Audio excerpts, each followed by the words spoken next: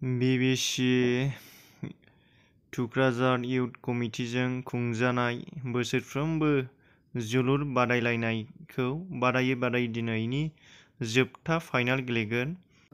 Kokrajhar area आरो बेजों लोगोसे नांगोन आमटेका एरिया। बिसोर नुनायानो जाबाय आमटेका आरो बे गोसोम गाननायानो जाहैबाय Kokrajhar area.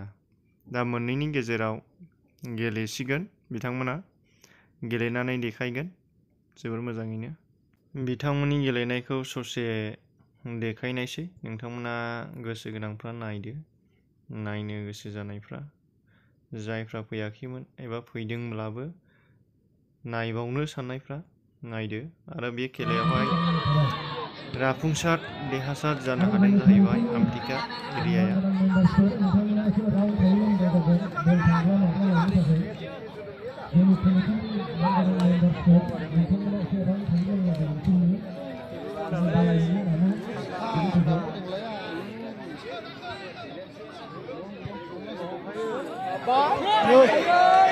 Kokrajhar area first time सोनायसिनो एसेयाव हाबावसै।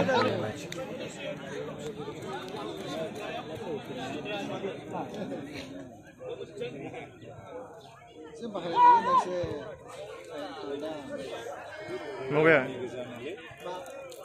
सरलपारानि जोंनि गामिनि दा गामिनिसो।